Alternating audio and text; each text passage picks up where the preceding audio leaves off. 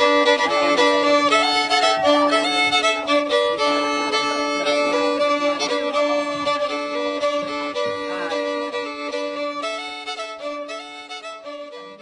good Thursday to you. We've some terrific stories for you today on Ag AM in Kansas. Here's what's coming up.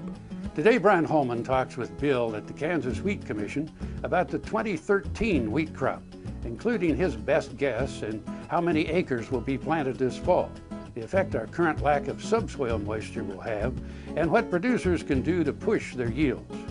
Then Brian goes to Premier Farm and Home, where he talks with Jenna about getting our stables ready for winter, and with Chad about additional important information to be found on grass seed tags.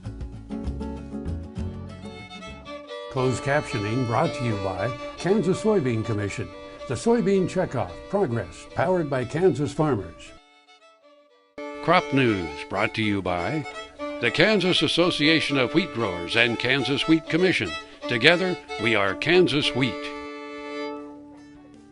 Bill, thank you for joining us this morning. Last year, good year for yield. Drought maybe played havoc on some of those guys who were growing corn and beans and other crops.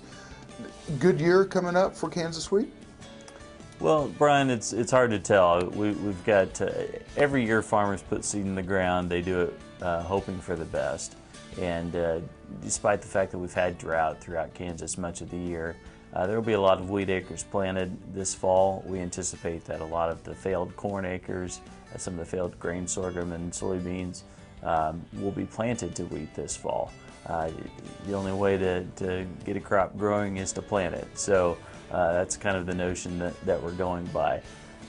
One of the unique things about drought is this year Kansas wheat yields were actually pretty good, despite being dry the last 2 or 3 weeks before harvest. But what history tells us is that the drought effects won't really show up in wheat until the following year. So the 2013 crop, unless we get ample moisture this fall, over the winter, and next spring, that could be really greatly affected by our lack of precipitation. So farmers are putting seed in the ground. You have to plant it to grow it. But I think there's a lot of cautious optimism that that hey, we have a chance at some decent wheat, but we've got to have some help from Mother Nature to get there. Late summer rains, as we're moving into October now, we've gotten some rain in some other places across the state. Does that give enough subsoil moisture to get that seed kind of germinating and starting at least? Well, typically we need some rain to get kind of saturate that topsoil layer. Farmers will plant wheat seed 1 inch to 3 inches deep. So there should be enough rain, we hope, to at least get it up. It varies throughout the state of Kansas, of course, but we don't have any subsoil moisture at all. And we really need snow, late fall, late summer rains to replenish that subsoil layer to ensure that once the wheat is up, it has enough moisture to sustain it throughout the growing season. With everything that's going on, Bill, what is your best estimate or outlook for 2013? Well, of course, Mother Nature's going to be the answer on that, Brian. It's just awfully hard to tell, but we do anticipate probably an increase in wheat acres planted. Last year we had 9 million acres harvested, or I should say in 2012 we had 9 million acres harvested. We wouldn't be surprised to see that number increase as far as plantings. But again, it's hard to tell how the crop is going to be. Right now, things probably look okay at best, but we're not in really good shape with moisture yet. We're still in drought conditions, and as long as that is the case, that really sets that wheat crop behind going into winter and into spring. Now, if we get good moisture conditions, above normal moisture conditions, that could set us off next spring coming out of dormancy in pretty decent shape. But we're still awfully dependent upon Mother Nature at this point. We're going to take a quick break. When we come back, let's talk about the yield contest. Valley Vet Supply is devoted to providing information and professional quality products at reasonable prices. ValleyVet.com, ValleyVet.com, Valley Vet Supply. Tar Waters has what you need for all seasons for around the farm and home. Working, hunting, growing, feeding, snow removal, even fun for the kids. And a service department with experienced techs to help keep your equipment in top running condition. Tar Waters has a huge selection and the best prices. Tar Water Farm and Home, family owned and operated since 1978. They have what you need. Here in Dallas, we're proud that our vehicles use an advanced biofuel called biodiesel. It's made from renewable resources like soybean oil, canola oil, even recycled cooking oil. This year, biodiesel will displace almost 1 billion gallons of fossil fuel nationwide. Our air is cleaner, our economy is stronger, and America's more energy independent. It's working here, it can work in your community. Biodiesel, America's advanced biofuel. Purple Wave is a proud supporter of the Kansas FFA through the Bid for Blue program. Purple Wave donates a portion of the proceeds earned on certain ag assets to the Kansas FFA. Winning bidders can designate a Kansas chapter to receive the donation. To date, Purple Wave is proud to have donated over $10,000. Visit purplewave.com to learn more and to place bids on Bid for Blue assets. Purple Wave Auction. Straight, simple, sold. Soil is the life of a farm, and for 25 years, SureCrop Liquid Crop Nutrition has helped growers produce abundant quality crops while preserving and improving the soils they steward. SureCrop offers complete soil and plant analysis with cropping recommendations, delivery direct to your on-farm storage, and quality crop nutrition custom blended for your field. Choose SureCrop for the assurance of excellence for your soil. Call today or visit their website for more information. Crop News brought to you by Heritage Tractor, your full-line John Deere dealer. Visit us online at heritagetractor.com. Bill, thank you for staying with us this morning. Yield contest, third year for the yield contest. Gets better every year, I'm assuming? Yeah, this is the third year that the Kansas Wheat Commission and Kansas Association of Wheat Growers, in conjunction with BASF, has put together our Kansas Wheat Yield Contest. And it's kind of a neat thing, Brian, because we're trying to encourage farmers to maximize yields, to push yields a little bit. One of the bugaboos about wheat has always been we're not keeping pace with corn and soybeans in terms of yield. So we're trying to entice farmers to try and push it a little bit. And what we're finding is that there are some things that wheat farmers can do to increase yields. Now, the caveat is that Mother Nature has to cooperate. If we don't get rain, you can do everything right, and you're still not going to get yield. So we are finding then, Brian, that there are some things that guys can do, and this is the third year for the contest, and we've been, I think, successful all 3 years in learning a few new tricks of the trade, if you will. Who are our winners for this year? The 2012 contest had 3 winners. We separated into Eastern, Central, and Western Kansas. Eastern Kansas winner was Stephen Tuttle from Baser, who achieved about 64 bushels per acre. Central Kansas winner was Ron Oldie from the Palmer area in north central Kansas. He had 84 bushels per acre. And then Western Kansas winner was John Neiswanger from Wallace, which is near the Colorado border. He had 84.6 bushels per acre.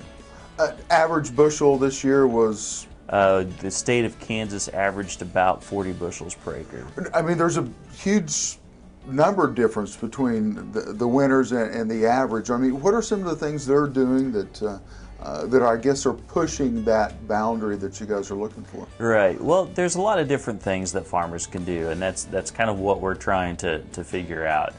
First thing is selection of varieties, making sure that the varieties of wheat that farmers grow fit their particular operation and soil type. The other thing is treating that crop very well from the beginning. The successful farmers typically put on some kind of treatment onto that wheat seed to ensure that insects and diseases don't impair it from the beginning. Things like fertility, nitrogen management, making sure that the crop has all the nutrients that it needs to grow and be successful.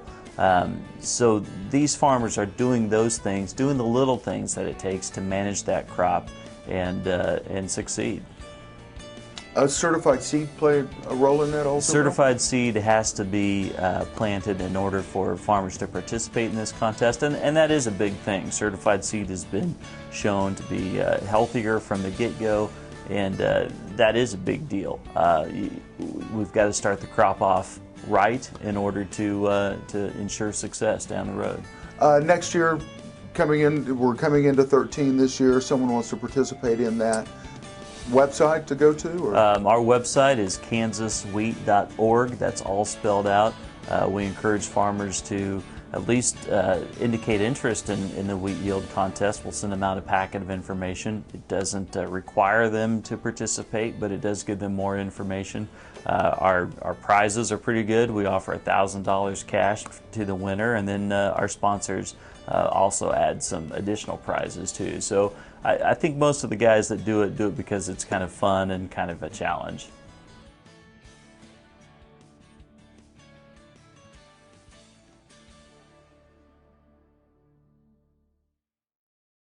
Soil is the life of a farm, and for 25 years, SureCrop Liquid Crop Nutrition has helped growers produce abundant quality crops while preserving and improving the soils they steward. SureCrop offers complete soil and plant analysis with cropping recommendations, delivery direct to your on-farm storage, and quality crop nutrition custom blended for your field. Choose SureCrop for the assurance of excellence for your soil. Call today or visit their website for more information. If our local animal agriculture industry disappeared, what else would disappear? The buses that get us to school? The playgrounds and ballparks we go to after school? The books and computers that help us learn and grow? Animal agriculture provides millions of dollars in tax revenue that pay for our school improvements, that pave the foundation that will build our future. A message from U.S. soybean farmers and their checkoff. If your company relies on business vehicles, it all comes together with Briggs Dodge Business Link with business vehicle financing. Business Link is a no-cost membership with advantages such as extended service hours, a dedicated staff, free loaners, shuttle service, and much more. It's about more than being in business. It's about doing business better, smarter, and more efficiently. Briggs Dodge Business Link is custom made for you. Call Briggs Dodge and let them show you how Business Link can help your business. Saddle up and head on down to Roy Fry Western Lifestyles, the finest complete Western store in Northeast Kansas. Look your Western best. Select from 3,000 pairs of boots, Western home decor, and accessories. Near the corner of Highway 24 and Kansas Avenue. Open till 6 during the week, 9 to 5 on Saturday, and Sunday noon till 4. Or you can always shop online. Western people serving your Western lifestyle. Roy Fry Western Lifestyles.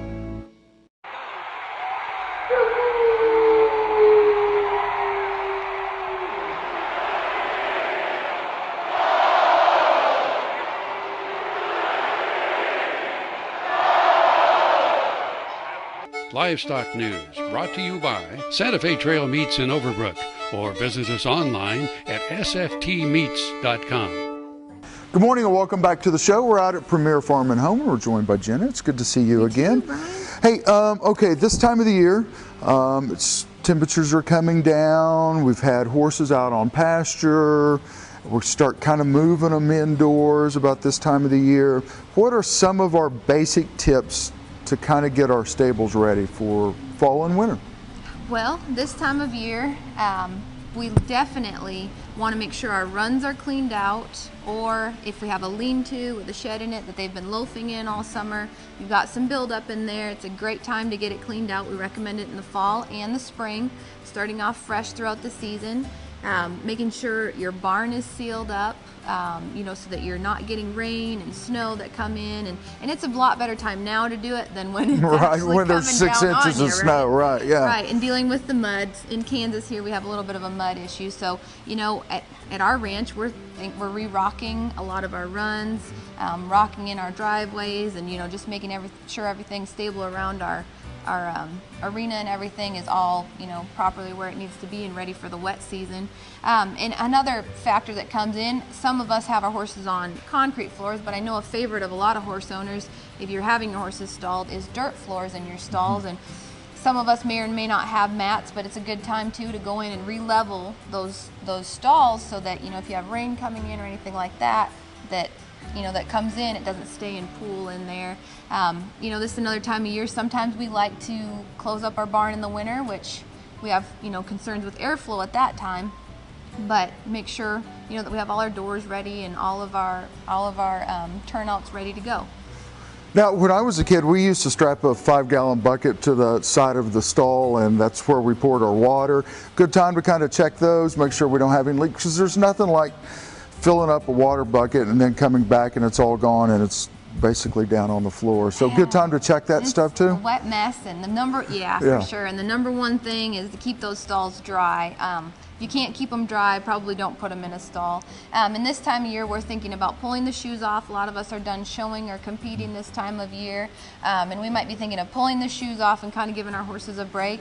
And then there's another, group of us that are still going to show and compete throughout the winter. And we're going to be thinking about keeping our horses under lights. Our days are getting shorter now, so we're going to try and trick Mother Nature, and we're going to want to put our lights on timers for 16 hours and shut them off about 10 or 11 at night, and put some mid-weight blankets on, dry blankets. We have some rain now today, and a wet blanket is just as bad as no blanket at all or anything. So make sure you manage your blankets and stuff. Sometimes we tend to overdo things a little bit, and we would have been better off if we would have not interrupted Mother Nature on some things. But if you manage them well, you'll definitely have successful results with it. And Chet and I talked probably a couple years ago about managing rodents. I mean, this is a perfect time to kind of look at where you're storing your feed and making sure that, the feed, because it is expensive, the feed you put in is the feed that you get to take out, and we don't have rodents running around with that stuff. We don't want any residue from the rodents in the feed. We definitely don't want to be feeding that to our horses.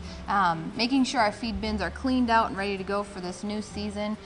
Fall at our place, we just think of it as another spring cleaning, but we just get ready for winter to pile up some more in it. But yeah, keeping your feed buckets clean, keeping your feed tubs clean, making sure that part of sealing up your facility is to keep rodents out, and they have pieces on your building you can add called rat guard, and they really help control rodents, or a good cat.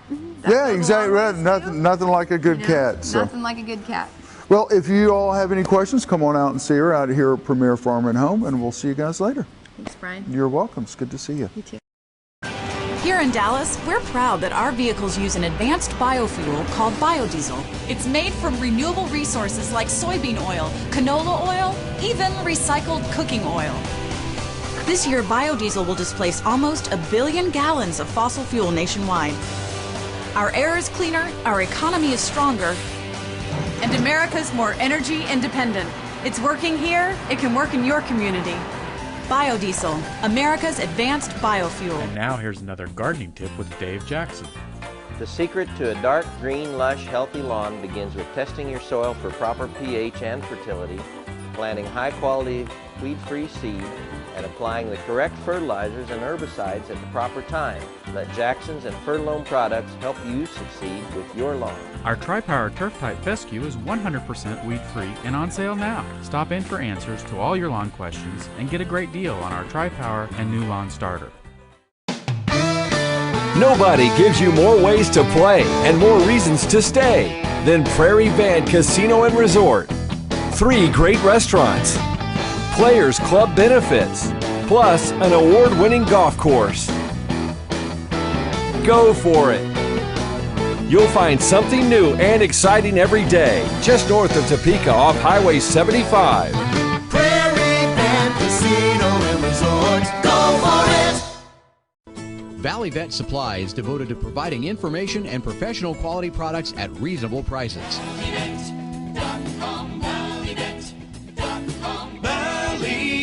Supply. We're raising a lot of heaven, the country parson. Hi friends, a fence has many purposes. The reason you put up a fence is based upon your need. Some fence is built to keep livestock in.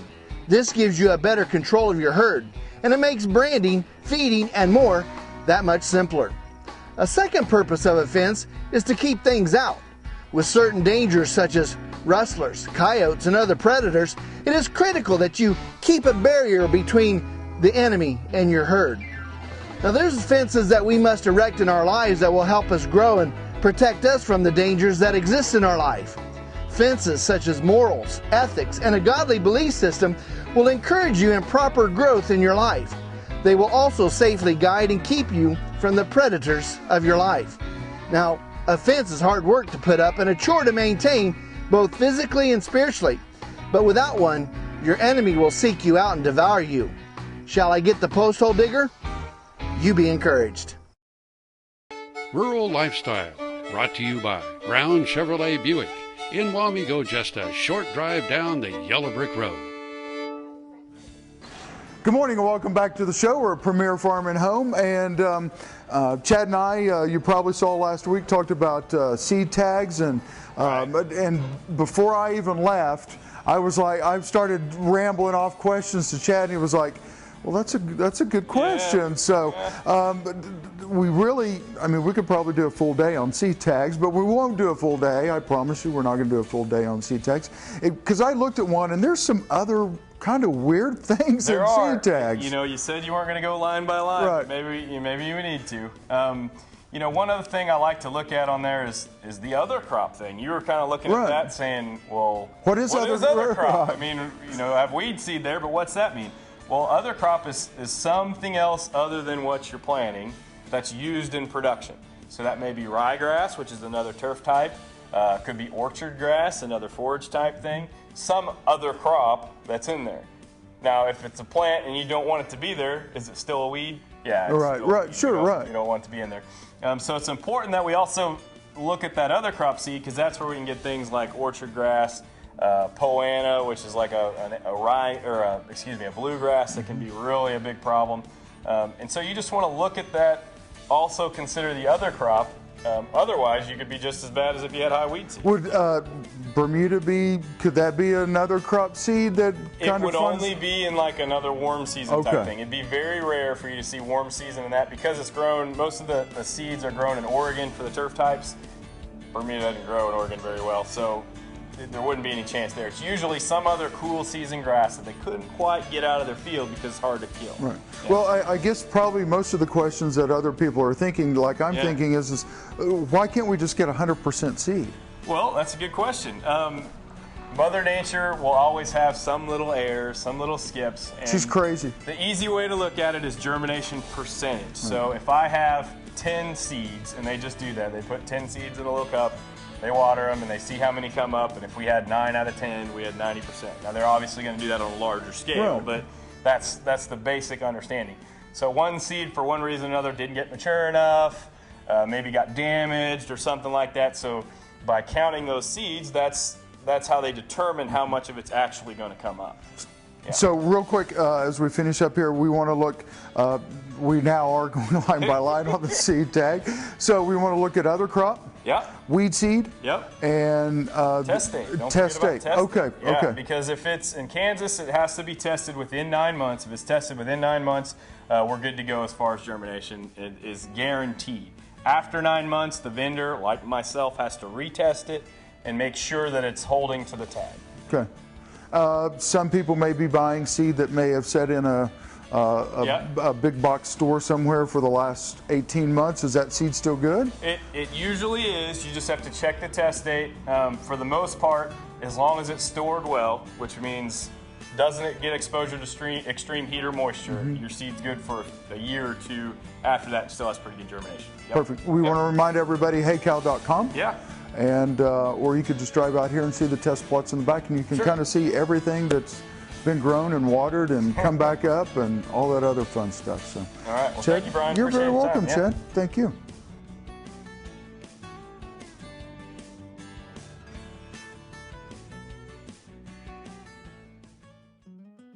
Closed captioning brought to you by Kansas Soybean Commission. The Soybean Checkoff Progress, powered by Kansas farmers. We'll have plenty more for you tomorrow here on Ag AM in Kansas. We're here every weekday, same time, same station. Or look for us on the web at agaminkansas.com. Eric Atkinson here for K-State Research and Extension.